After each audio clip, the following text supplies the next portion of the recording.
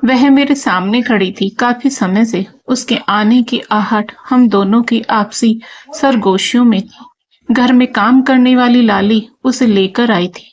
नाम भी भला सा था, रंजना। शहरी सा नाम, लगभग 32-33 साल की होगी। दरअसल मेरा सर्वेंट क्वार्टर काफी समय से खाली पड़ा था और मुझे एक अदद परिवार की तलाश थी। घर में काम करने वाली लाली मुझे भरोसा देती रहती थी कि बच्चों के इम्तिहान खत्म होते ही वह उसे बुला लेगी। वह आने को तैयार है। मैं संतुष्ट हुई थी, लेकिन उसके 3 बच्चे होने की बात पर थोड़ा कसमसा गई थी। अरे दीदी जी, आप फिक्र मत करो, बहुत अच्छी है वह, फिर आपके उधर की ही है। आप चाहती भी तो पहाड़ी है ना, तो इसे रख लो। मेरी बहन पहाड़ में ब्याही है। इसके मायके के गांव में बहुत भली है, खूब सेवा भाव वाली है। मिलेगी नहीं ऐसी। लेकिन तुम बता रही हो उसका पति दिल्ली में रहता है, फिर उसके 3 बच्चों की जिम्मेदारी कौन लेगा? बच्चे बीमार भी तो पड़ते हैं। हम दोनों खुद को देखेंगे कि उसके बच्चों को? मैंने अपनी शंका जाहिर की। पति आता जाता रहेगा दीदी। उसकी एक ननद यहीं शहर में रहती है, वह भी आती जाती रहेगी। कुछ दिनों में वह खुद होशियार हो जाएगी। मुझे काम की इतनी परेशानी नहीं थी जितनी साथ की आवश्यकता थी। इकलौती बेटी अनाया नौकरी करती थी। हम उसकी पसंद के लड़के से उसका विवाह कर जिम्मेदारियों से निवृत्त हो गए थे। इतने बड़े घर में पति और मैं, घर बहुत सूना सूना सा लगता। वैसे भी सर्वेंट क्वार्टर में हमेशा से एक परिवार रखने की आदत थी, लेकिन कोरोना काल बीच में आ गया। बहुत सी संभावनाएं खत्म हो गई। पहाड़ के गांव से बच्चों की अच्छी पढ़ाई की इच्छा रखने वाले शहरों का रुख करते परिवारों के पांव अचानक थम गए थे, क्योंकि न स्कूल खुले थे और न ही बच्चों के पिताओं के लिए नौकरी थी। शहर आने का प्रयोजन शेष न रह गया था। हाँ, तो वह मेरे सामने खड़ी थी, लगभग मेरी बेटी अनाया की उम्र की, गुलाबी रंगत लिए, पहाड़ी दूधिया गोरा रंग, ठीक ठाक नैन नक्श, मध्यम कद, लेकिन काफी दुबली पतली। चेहरे पर एक आमंत्रित करने वाला स्नेहपूर्ण प्यारा सा भाव। नाम क्या है तुम्हारा? जानते हुए भी मैंने पूछा। रंजना, वह हंसकर पैर छूती हुई बोली। बड़ों के पैर छूना पहाड़ी परंपरा है। पहली बार में ही उसकी निश्चल हंसी ने मन को कुछ बांध लिया। पहले कभी काम किया है किसी घर में? नहीं मैम, पहली बार आई हूं अपने गांव से बाहर। अभी अपनी ननद के घर आई हूं। अगर आप इजाजत दोगे तो 1 हफ्ते में अपने बच्चों को लेकर आ जाऊंगी। और तुम्हारा पति? वह थोड़ी देर चुप रही। तुम किसके साथ आई हो? मैंने दूसरा सवाल किया। मेरा पति दिल्ली में नौकरी करता है मैम। मैं ननद के साथ आई हूं। बाहर खड़ी है, अंदर बुलाओ उसे। पल भर में रंजना की ननद मेरे सामने नमूदार हो गई। अच्छी भली, पूरी तंदुरुस्त। रंजना के मुकाबले मुझे वह कुछ अधिक तंदुरुस्त लगी। मैंने उसे ऊपर से नीचे तक निहारा। अगर तुम और तुम्हारा पति इसके सुख दुख की जिम्मेदारी लोगे तो मैं इसे रख सकती हूँ। बच्चों से मुझे कोई असुविधा नहीं। बच्चों का खेलना या शोर करना मुझे अधिक परेशान नहीं करता। लेकिन किसी भी मुश्किल में तुम हाजिर रहना। मैं उसके चेहरे के भावों के पीछे की सच्चाई को पकड़ने का असफल प्रयास करती हुई बोली। बिल्कुल दीदी जी, आप फिक्र मत करो, मैं आती जाती रहूंगी। ठीक है, अभी तो इसे काम सीखने में 1 महीना लगेगा। तब तक कुछ काम लाली ही करती रहेगी। 1 महीने बाद मैं इसकी तनख्वाह बढ़ा दूंगी। तब लाली सिर्फ सफाई का ही काम करेगी। फिर मैं रंजना की तरफ मुखातिब हुई। ठीक है रंजना? जी दीदी जी, मैं कल ही गांव चली जाती हूँ। 1 हफ्ते के अंदर बच्चों के साथ आ जाऊंगी। तेरा पति एक बार भी मिलने नहीं आएगा क्या? मैं आश्चर्य से बोली। उसने एक असहज दृष्टि ननद पर डाली। दीदी जी, मेरा भाई कुछ दिनों में आ जाएगा। आप चाहो तो फोन पर बात करा दूंगी। ठीक है, करा दो। रंजना की ननद ने फोन मिलाकर मेरे हाथ में पकड़ा दिया। मैंने उसके पति से बात की तो सब कुछ स्वाभाविक सा ही लगा। ठीक है, अब तुम जाओ, जितनी जल्दी हो सके आ जाना। दोनों ननद भौजाई चली गई। 1 हफ्ता बीत गया। मार्च के महीने में जाती ठंड जमकर हुई बारिश ने वापस लौटा दी। पहाड़ी रास्तों पर भूस्खलन होना आम बात है। उसका आना 2 हफ्तों के लिए टल गया। उन ननद भाभी दोनों का नंबर मैं नहीं ले पाई थी, इसलिए पता भी नहीं कर पा रही थी। जब उसके आने का पक्का हो गया था तो बात बड़ी असहज लग रही थी और मन में अनेक अनजानी आशंकाएं सिर उठा रही थी। लेकिन अब कोई खबर न होने से दिल कर रहा था काश आ जाए। मुझे वास्तव में उसकी बहुत जरूरत थी। ऐसे में एक दिन उसकी ननद आ धमकी, अरे कहाँ गई तुम्हारी भाभी? कितने दिन हो गए, अब तो बारिश भी बंद हो गई। उसे देखकर मैं उतावलेपन से बोली, दीदी जी, थोड़ा खर्चे की दिक्कत थी। गांव से परिवार उठाना है, भाई पैसा भेजेगा तभी तो आएगी। तेरा भाई यहाँ 3 बच्चों को पढ़ाने की बात सोच रहा है और उन चारों का गांव से शहर तक आने का किराया भी नहीं है उसके पास। मैं शुद्ध स्वर में बोली, ऐसी बात नहीं दीदी जी, गांव में घर ठीक कराया है, जहाँ काम करता है वहां से पैसा उधार लेकर काफी पैसा कट रहा है, इसलिए थोड़ी दिक्कत हो रही है। न जाने क्यों बोलते हुए मुझे वह कुछ असहज लगी। यह तो एक अलग मुसीबत है। मैं सोच में पड़ गई। तेरी भाभी रहना खाना तो कमा लेगी, लेकिन 3 बच्चों की फीस तो उसे भेजनी ही पड़ेगी। मेरे भरोसे मत रहना कि अभी पैसा नहीं आया दे दो, सैलरी में काट लेना। झुंझलाहट मेरे स्वर में न चाहते हुए भी स्पष्ट हो उठी थी। नहीं बीबी जी, ऐसा कुछ नहीं होगा। रंजना 1-2 घर बाहर पकड़ लेगी।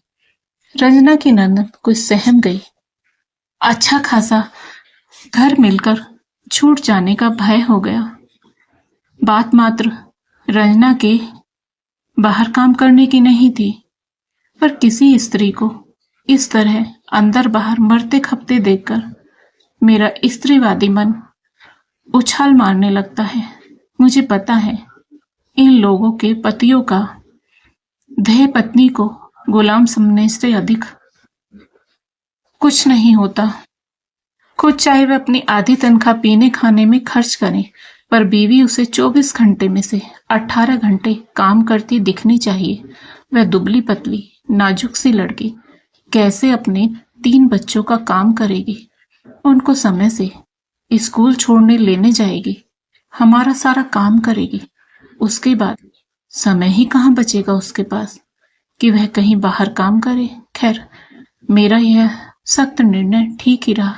लगभग 1 हफ्ता और बीत जाने के बाद रंजना गांव से अपने बच्चों के साथ आ गई। अपने तथा बच्चों के कपड़े व गैस चूल्हे के अतिरिक्त उसके पास जीवन यापन का कुछ विशेष सामान मुझे नहीं दिखा। लेकिन एक ही दिन में उसकी ननद ने एक क्वार्टर बेड व गद्दा खरीद लिया, गैस सिलेंडर का इंतजाम कर दिया, कुछ बर्तन भी अपने घर से ले आई। 2 तकिए, 2 चादरें व दाल मसाले रखने के लिए डिब्बे वगैरह मैंने दे दिए। अलमारी तथा कुछ अन्य जरूरत का सामान कमरे में पहले से था। गई रात तक रंजना की गृहस्थी बस गई, जिसमें केवल पति नदारद था, क्योंकि रात तक सास भी जो ननद के घर पर रह रही थी रंजना के साथ रहने आ गई थी। रंजना मेरे क्वार्टर में क्या आई, जैसे पूरा ससुराल साथ ले आई। सास तो साथ थी ही, ननद भी जब तब अपने बेटा बेटी सहित आ धमकती, और गाय बगाए रंजना के ननद का पति भी, कभी कभी पूरा परिवार ही रात में यहीं रुकने लगा। सर्वेंट क्वार्टर में रहने वालों को मेरे निर्देश रहते थे कि रात 9 बजे तक गेट पर ताला अवश्य लगा दें, उसके बाद जरूरत हो तो खोल ले। लेकिन यहाँ तो रात 11 बजे तक न ही गेट का ताला बंद होता और न ही बाहर की अनावश्यक लाइट ही, क्योंकि रंजना एक तो बहू भाभी थी, दूसरा शहर पहले आई थी। उसे खेतों में एक ही तरह के काम करने की आदत थी। मेरे घर में उसे डस्टिंग से लेकर खाना बनाना, कपड़े मशीन से निकालना, फैलाना, प्रेस आदि सारे ही काम करने थे। यूं तो 2 लोगों का काम होता ही कितना है। फिर अभी बर्तन सफाई का काम लाली कर रही थी। मैं रंजना को कुछ सिखाना चाहती थी, लेकिन उसे अपनी ससुराल से फुर्सत मिले तब ना। काफी दिन गुजर गए। रंजना को न काम करने का समय मिल पा रहा, न सीखने का। तब मुझे सख्ती से कदम उठाना ही पड़ा। उसकी सास को बुलाकर मैंने कहा कि यहाँ पर हमने कमरे सिर्फ अपने यहाँ काम करने वालों के लिए बना रखे। उनके परिवार का कोई निजी सदस्य 2-4 दिन से अधिक यहाँ नहीं रह सकता। पता नहीं बुरा मानकर या मेरी बात समझकर सास तीसरे दिन गांव चली गई। सास के जाने से ननद के परिवार का रोज रोज आना कुछ कम हो गया। मेरे साथ ही रंजना ने भी चैन की सांस ली। अब उसे समय मिलने लगा। सुबह उसकी ननद की बेटी सीमा रंजना के बेटे को स्कूल के लिए लेने आती। बाद में पता चला कि बेटा तो पहले से ही अपनी बुआ के पास रहकर पढ़ रहा था। रंजना की बड़ी बेटी 12 साल की और सबसे छोटी बेटी मात्र 3 साल की थी। तुमने बताया नहीं कि तुम्हारा बेटा पहले से ही यहाँ रह रहा था? मैंने रंजना से पूछा। जवाब में कुछ नए रहस्य उजागर हुए। दीदी जी, अब वह मेरे कहने पर मुझे मैम से दीदी कहने लगी थी। मेरी बड़ी बेटी गांव में अपनी चाची के पास रह रही थी 3 साल से। मेरे साथ सिर्फ मेरी छोटी बेटी थी। मैं 3-3.25 साल से मायके में थी। अरे पर क्यों? आश्चर्यचकित मेरी आंखें उसके चेहरे पर टिक गई। संभवतः उसके कहने से पहले ही सत्य की कुछ पहचान कर लूं, लेकिन उसका चेहरा तकरीबन निर्विकार था। कुछ ऐसा भी कि वह सत्य को झूठ का आवरण अब अधिक नहीं चढ़ा सकती। मेरे पति ने मुझे 3.25 साल से छोड़ा हुआ था। 3.25 साल से छोड़ा हुआ था, लेकिन तेरी छोटी बेटी तो लगभग इतनी ही साल की है ना? मैंने उसकी हाँ ना में अपनी बात का प्रमाण चाहा। मेरी बेटी 3 साल की है दीदी। उसकी आंखों के कटोरे कुछ मजबूरी और कुछ अपमान से झुलस कर भर गए। मेरा पति रमेश दिल्ली से 2-2 साल तक घर नहीं आता था, न ही ठीक से खर्च भेजता था। मैंने 10वीं पास की है, वह 8वीं भी नहीं है। ड्राइवर है, अच्छी तनख्वाह मिलती है उसे। जहाँ रहता है वहाँ खाना रहना फ्री है। फिर खर्च कहाँ हो जाता है कि अपने पहले 2 बच्चों को भी पालने और पढ़ाने लिखाने के लिए उसके पास पैसे नहीं होते थे। उसके नाम मात्र का खर्च भेजने पर मैंने सड़क निर्माण के काम पर लगकर मजूरी की, गारा बजरी पत्थर ढोया, खेत में सब्जी उगाकर बेची, तब जाकर बच्चों का खर्च निकाला। लेकिन घर में तब रमेश की माँ बहन ने मेरा जरा भी साथ नहीं दिया। उल्टा सास ने मुझ पर जब तब हाथ उठाया, नंदों ने बुरा भला कहा, गाली गलौज की। जब पति अपना नहीं होता है ना दीदी, तो सारा संसार दुश्मन हो जाता है। उनके लिए तो उनका बेटा परदेश में अकेला रहकर कितनी मुश्किल से कमाकर भेजता है, और मेरा कुछ नहीं। जो बच्चे पैदा करे उसके घर वालों की चाकरी भी करे, फिर अपना और बच्चों का पेट पालने के लिए मजूरी भी करे। जब इस बात पर मैंने सवाल उठाया तो हम दोनों में लड़ाई होने लगी। फिर भी उसके खाने पीने पर ही पैसे फूकने की बात दिमाग में थी। उन दिनों वह 2 साल बाद घर आया था, लेकिन लड़ाई की वजह से 3-4 ही दिन में चला गया। सबने मुझे ही चली कट्टी सुनाई, कहकर वह चुप हो गई। फिर क्या हुआ? मैं उसकी कहानी जानने के लिए उत्सुक हो गई थी। वह थोड़ी देर तक अपने अंदर उमड़ आए ज्वार भाटे के फलस्वरूप बाहर आए आंसुओं के सैलाब को पहुंचती रही। हर वक्त हंसती मुस्कुराती रहने वाली वह दुबली पतली लड़की अपने अंदर काले बादलों का एक पूरा आकाश समेटे बैठी थी। उसे बस थोड़ी सी सांत्वना के हरे पेड़ों की जरूरत थी, जिनसे टकराकर वह बरस जाए। कह दो, घबराए नहीं।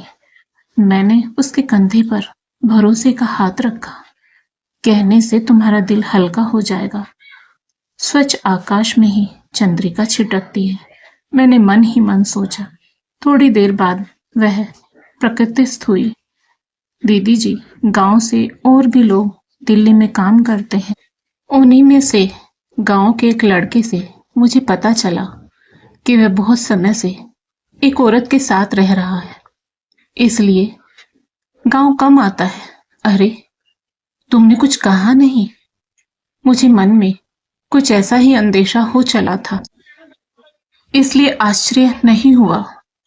पहले तो विश्वास ही नहीं हुआ दीदी जी। वह फिर आंसुओं के सैलाब में डूब गई। गांव की सरल बाला, जिसके लिए पति पत्नी के रिश्ते 7 जन्मों के रिश्ते होते हैं, उसे क्या पता था उसका पति गांव की सरलता को शहरी चोले के साथ घोलकर पी गया है। मैंने जब उसे यह बात फोन पर पूछी, वह आगे बोली तो गांव के उसी लड़के को गाली देने लगा, उसी को बदमाश बताने लगा, उसी से मेरा रिश्ता जोड़ने लगा, यह कहकर कि वह तुझसे अकेले कब आकर बात करता है। गांव का लड़का है दीदी, भले ही सभी को राखी बांधकर भाई नहीं बनाते हैं, पर क्या श्रद्धा और विश्वास का कोई रिश्ता नहीं होता है? मैंने कहा, 2 बच्चे पहले से हैं, तीसरा बच्चा पेट में है। तुम खर्चा भेजते नहीं हो, मैं कैसे पालूं इन तीनों को? तो गाली देते हुए बोला, तीसरा बच्चा कहां से आ गया छिनार? मैं 2-4 दिन के लिए ही घर पर था, उस पर एक ही दिन तेरे साथ रहा। रोज तो लड़ जाती थी, पता नहीं किसका है। मेरा बच्चा नहीं है, यह जरूर उसी का होगा। मैं नहीं पालूंगा इसे और तुझे भी देख लूंगा। दीदी, यह सच है कि वह सिर्फ 4 रोज ही गांव में रहा था और आने के पहले दिन ही हम साथ रहे थे। उसके बाद खर्चे को लेकर हमारी रोज लड़ाई हो जाती थी। मेरे लिए बच्चों को पालना कठिन हो रहा था, लेकिन उस एक दिन का संबंध यह गुल खिला देगा सोचा न था। अपनी बदमाशी छिपाने के लिए वह दूसरे ही दिन गांव आ गया। परिवार वालों के सामने मुझे झूठा ठहरा दिया। मैं गर्भवती थी, मुझ पर हाथ उठाया। बड़ी बेटी से पूछा कि वह लड़का घर कब आया था, कब बात हुई थी। छोटी बच्ची क्या जाने इस बात का मतलब। उसने कह दिया, माँ और वह चाचा कमरे में बैठकर बात कर रहे थे। उसके बाद कहने को कुछ रह ही नहीं गया। फिर क्या हुआ? मैंने जिज्ञासावश पूछा। फिर क्या होना था दीदी, सब एक तरफ हो गए। मैंने बहुत मिन्नतें की, कस्में खाई, हाथ पैर जोड़े, लेकिन कहावत है ना दीदी कि औरत का चरित्र आईने की तरह होता है, जिस पर जरा सा बाल पड़ जाए तो उसमें अक्ष ठीक से नहीं दिखता है। किसी ने भी मेरी एक न सुनी। रमेश किसी औरत के साथ रह रहा था, यह बात ओवो की गांव में दब गई। मैं सबके मानसिक व शारीरिक अत्याचारों से घबराकर लगभग 6 महीने का गर्भ लेकर बिना किसी को बताए मायके चली गई। सबकी मार डांट, झूठा लांछन सहती रहती तो घर में नौकरानी जैसी बनी रहती। मेरे दोनों बच्चों को ससुराल वालों ने अपने पास रख लिया। मैं अकेली जान उन्हें पालती भी कैसे। 4 महीने बाद छोटी बेटी पैदा हुई। इस बेटी का पिता कौन है यह रमेश अच्छी तरह जानता था, लेकिन दूसरी औरत के मुंह में अंधा होकर उसने मेरे साथ हमारे मासूम बच्चों को भी सजा दे दी। बड़े दोनों बच्चों ने माँ को लगभग 3 साल बाद देखा। छोटी बेटी अपने सगे भाई बहन से पहली बार मिली और अपने बाप को उसने अभी तक नहीं देखा। मैं किम कर्तव्य विमूढ़ सी उसकी लगभग काल्पनिक सी लगने वाली सच्ची कहानी सुन रही थी। साथ ही मुझे रंजना की तुलना में अपनी बेटी अनाया याद आ रही थी। अनाया की उम्र विवाह के समय 30 साल की थी। उसके विवाह को 5 साल हो गए थे, लेकिन प्रेम विवाह होने के बावजूद उसका वैवाहिक जीवन पिछले 1.5-2 सालों से तनाव में गुजर रहा था।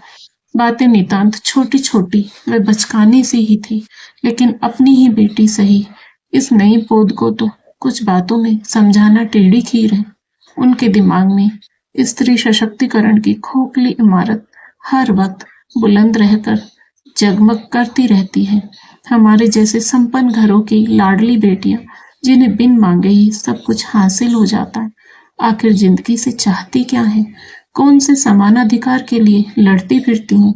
सारे अधिकार सोने की थाली में परस्पर मिल जाने के बावजूद वे सोचती हैं कि जो कानून स्त्रियों के पक्ष में बने हैं बस उन्हीं के लिए है। स्त्री के समान अधिकारों की जितनी भी बातें होती हैं वे सब उनके लिए ही तो होती है। रंजना जैसी स्त्रियां उनके दिमागों में नहीं आती। उनकी सोच में रंजना जैसी स्त्रियों को अधिकारों से क्या लेना देना। लोग यह कहकर सिर झटक देंगे, अरे इन लोगों में तो यह सब चलता ही है, पर यह कहाँ नहीं चलता है। यह विराट प्रश्न है। रंजना जैसी स्त्रियां जो मजूरी करके भी बच्चे पालती हैं, स्त्री सशक्तिकरण के खोखलेपन के जबरदस्त उदाहरण है। वे भीषण परेशानियों का मुकाबला अपनी सहन शक्ति से करती हैं। बस अगर कमी है इनमें तो अपने लिए लड़ने की भावना। यह सब इन्हें बताएगा कौन?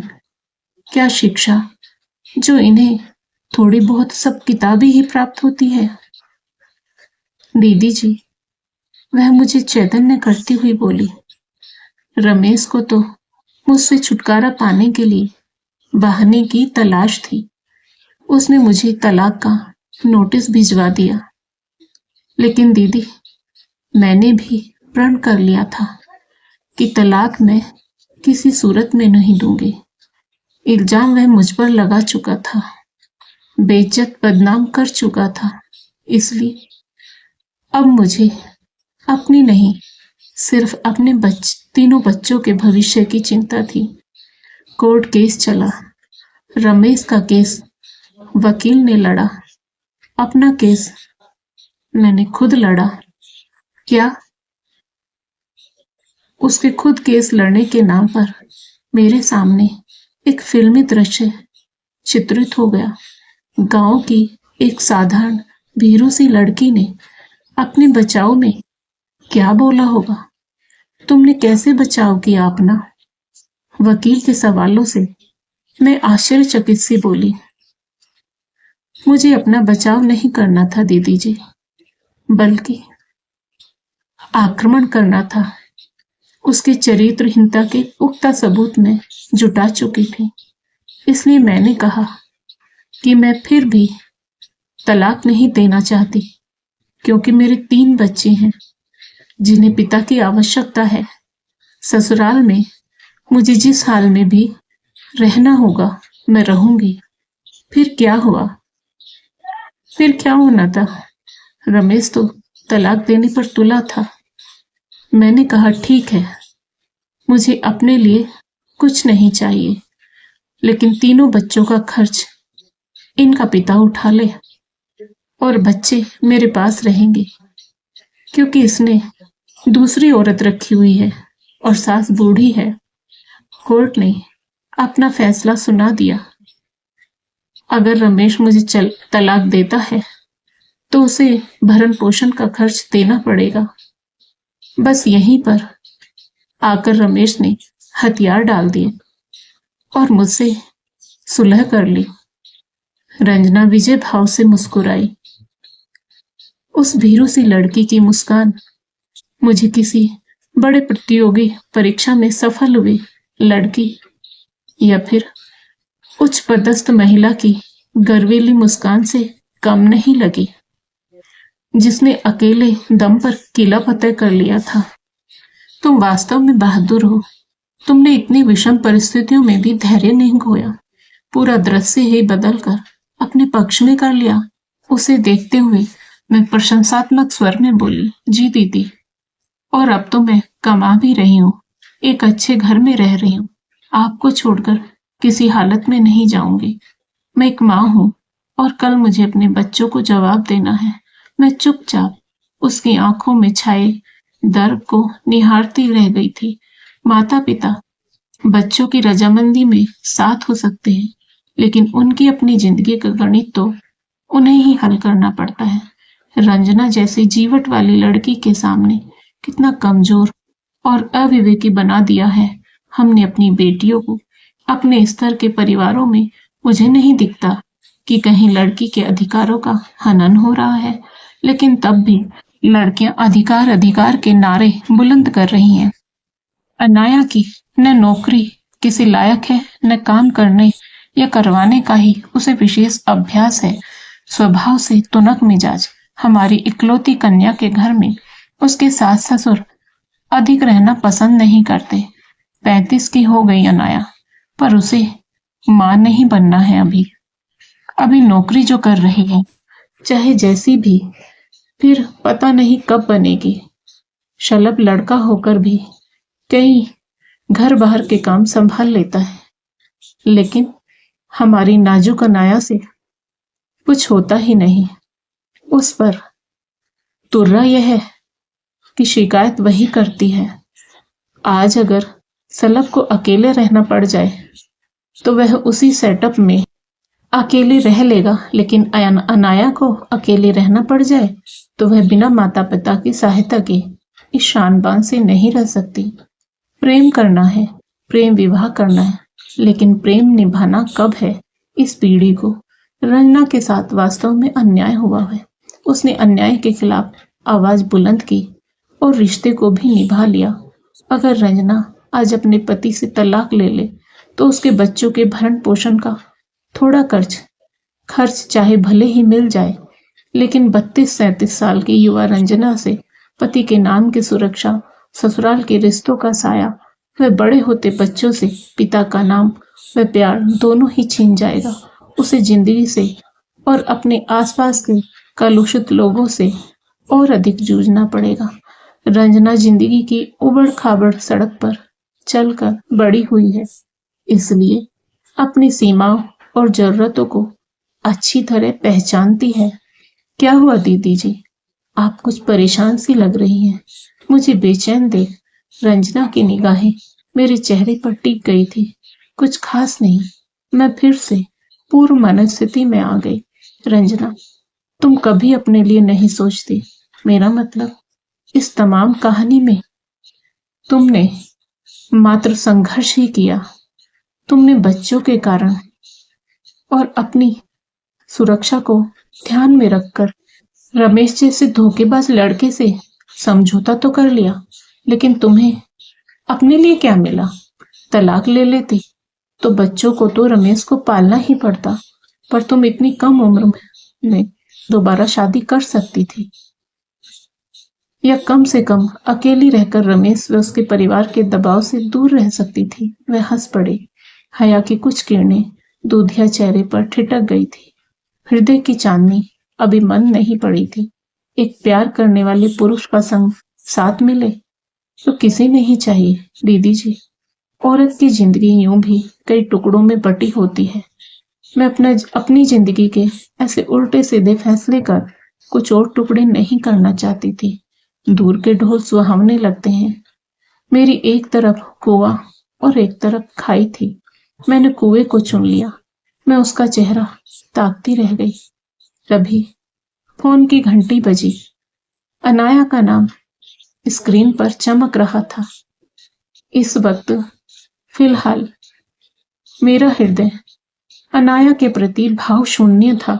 छोटी छोटी बात पर 2 साल से उसका बिसूरना देखकर मैं खिन्न थी। हाँ बोलो अनाया, मैं रूखे स्वर में बोली। मेरे स्वर का तीखापन भांप कर भी नजरअंदाज कर दिया बेपरवाह लाडली बेटी ने। मम्मी, मैं बिल्कुल नहीं रह सकती शलभ के साथ। नौकरी का ऐसा एहसान दिखाता है जैसे ऑफिस से बस सही थक कर आया है और मैं वहां आराम करके आ रही हूँ। ऊपर से कुछ दिन से उसने और उसकी मम्मी ने नया राग अलापना शुरू कर दिया है कि अब बच्चा होना चाहिए। अरे नहीं करना है मुझे बच्चा। नौकरी छोड़कर घर बैठकर बच्चा पालूंगी अनपढ़ों की तरह। वर्षों से ये सब औरत को अपने मतलब के लिए इस्तेमाल करते आए हैं, आज भी करना चाहते हैं, लेकिन अब समय बदल चुका है। महिला सशक्त हो चुकी है। अनाया का आलाप जारी था। अपनी ही बेटी के बेबुनियाद दुख तकलीफों से मेरा सिर भन्ना रहा था। सुनो अनाया, मैं तल्खी से बोली, तुम कोई भी निर्णय लोगी तो अपने भरोसे लोगी। तुम 35 साल पूरे करने वाली हो। तुमने प्रेम विवाह किया है। सब कुछ तुम्हारी मर्जी से हुआ। आगे भी जो होगा तुम्हारी मर्जी से होगा। महिला के सशक्त होने का मतलब जुनूनी होना नहीं है। कुछ मेरी भी गलती है तुम्हारे पालन पोषण में, जो तुम्हें सशक्त होने का सही मतलब नहीं समझा पाई। लेकिन मैं आज तुमसे कहती हूँ कि तोड़फोड़ के लिए जुनून चाहिए और कुछ बनाने के लिए ताकत। तुम एक नौकरीशुदा और एक जिम्मेदार वयस्क लड़की हो। अपनी जिंदगी शलभ के बिना बिताओगी या शलभ के साथ? इन दोनों पहलुओं पर तुम स्वयं फैसला कर लेने के काबिल हो। ऐसा मैं समझती हूँ और चाहती हूँ कि तुम जुनून का नहीं, अपनी ताकत का इस्तेमाल करो। कहकर मैंने बिना उसकी बात सुने फोन ऑफ कर दिया। मेरी बेटी सिर्फ अपने अधिकारों की भाषा पहचानती है, लेकिन कर्तव्य तथा साझेपन की भाषा तो उसने कभी पढ़ी ही नहीं। दरअसल हमने पढ़ाया भी नहीं, और जब जिंदगी पढ़ाने बैठी तो वह पलायन करना चाहती है। रंजना अपनी दुश्चिंताओं से मुक्त इस समय कोई पहाड़ी गीत गुनगुनाती हुई किचन से अपने क्वार्टर में जा रही थी। दोस्तों, लेखिका सुधा जुगरान द्वारा लिखित कहानी नई इबादत आपको पसंद आई हो तो वीडियो को लाइक करें, शेयर करें, साथ ही हमारे चैनल को सब्सक्राइब करें। बेल आइकन को प्रेस करके ऑल बटन पर क्लिक करें। राधे राधे दोस्तों।